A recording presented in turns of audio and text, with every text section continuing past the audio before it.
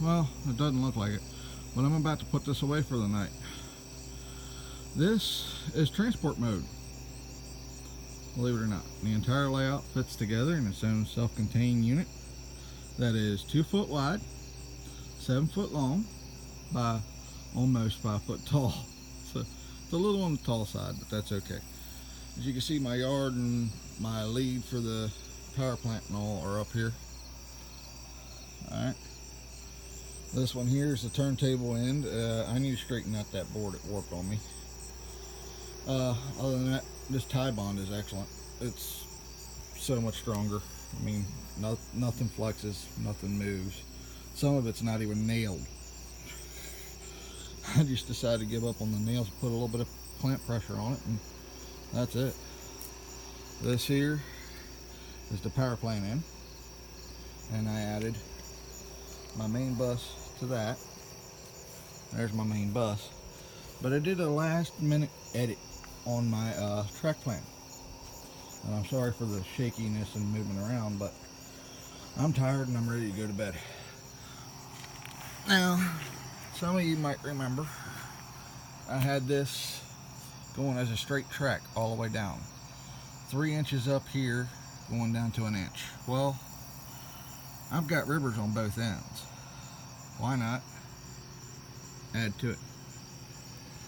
Have the train follow a river that comes down through here and out on that end. That end is at 1 inch high. This is at 3 inches high. It's about 2.5, maybe a little bit more grade to go from that end to that end. But I figured that'd offer me some more realism. Now I gotta cut and make 14 more risers to put that up. That's the coal mine. The coal mine's actually gonna sit about right here. So I'm guessing I'm just gonna call that probably Salisbury or something in Maryland. Might be West Friendship, might be Freedom, I don't know. But that is the coal mine, and that's all at 2 inches. So we're gonna hide it with a mountain here. The spur to Madison's Field goes off there. The spur to Beecham Farm Supply is off there. And Beecham Farm Supply is on the opposite side of that. There's also a lumber yard here, but I don't have anything that would actually fit underneath the turntable end. So I decided not to do that because the turntable and the roundhouse take up too much space, which is that big hole that I'm looking at. So there was no space to put an extra secondary track coming off of there to go anywhere. There's just not enough room. That's at 1.5 inches high there, which is the same 1.5 inches high there. Well, actually it might only be 1 inch high. I might have to readjust that. I thought that was 1.5 inches. Okay, well, if I gotta readjust it, I gotta readjust it. I'll make that all 1 inch. And then I'll start rising after the river. So, well, that's it. That's my update for tonight. I won't be able to do an update Sunday, so I figured that I'd just do an update real quick. Hey everybody, I'm back. Eye patch is gone. That's a good thing. I haven't been wearing it all day. Got a little bit of sunlight with it. Didn't actually hurt my eyes. Still a little fuzzy to be looking out of it, but hey, it's better than it was. So I'll be going back to work. Good news is I work for myself and my customers understood. Well, I'm back. I wanted to give everybody a little bit of shout out. Southern 207, he's doing an awesome job. All right. I ran into a new guy, new Central New Jersey Conrail.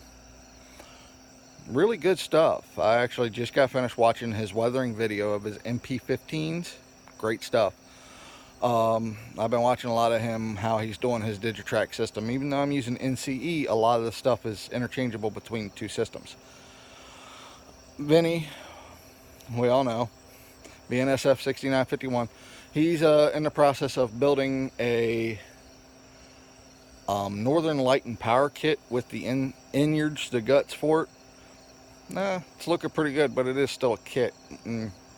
Guy's a scratch builder, so yeah, it's kind of a toss-up. It's like him downgrading a little bit in order to do something for a customer, but that's always a good thing. I've been watching a lot of DJ's trains here lately. He's been doing some great work. There's a lot of guys I've been watching. One guy, I think it's Central Pennsylvania Chessie or something like that. He's got a layout in the basement. That basement really shouldn't have a layout in it. It's stone walled, dirt floor, but it's a great layout. I mean, the guy is excellent. He's scratch building turnouts and stuff like that for his own stuff, which sooner or later I'd like to hand lay this entire thing, but I think I'm going to do that in sections later. Let's see here. I've been watching a lot, so I'm thinking. Well, I'm going to leave it at that.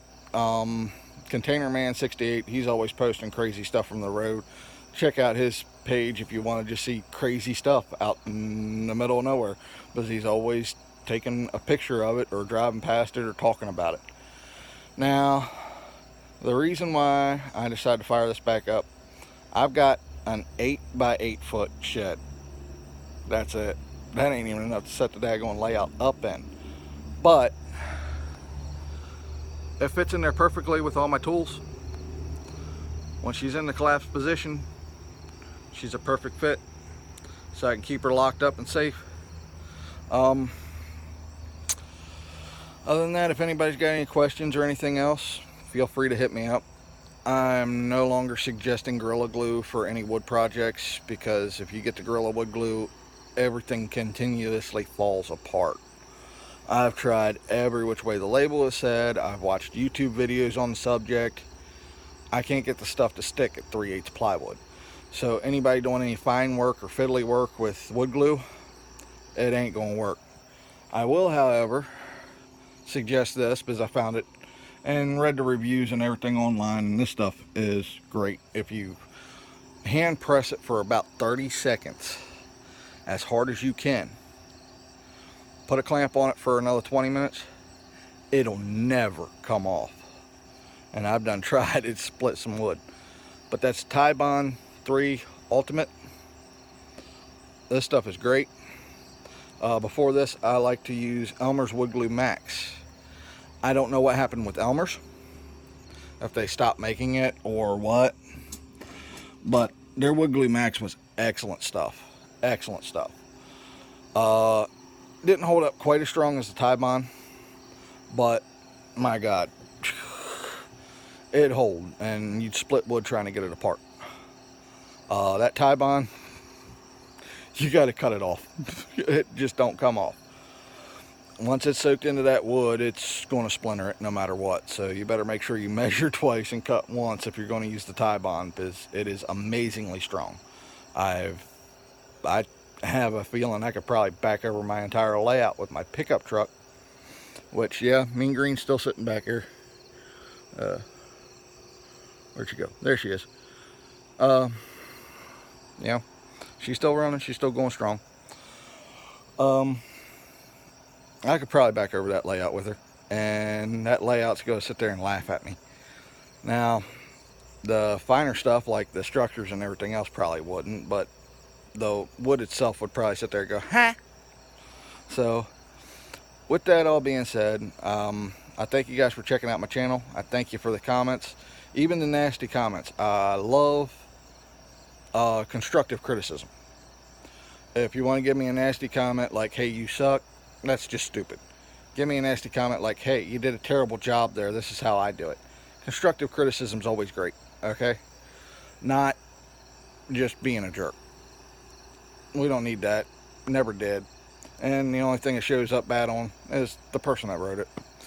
So, without any further worry or anything else, this is Nicholas Tingy from NT Video. I'm going to be going to bed. Bye, y'all. Have a good one. Good night.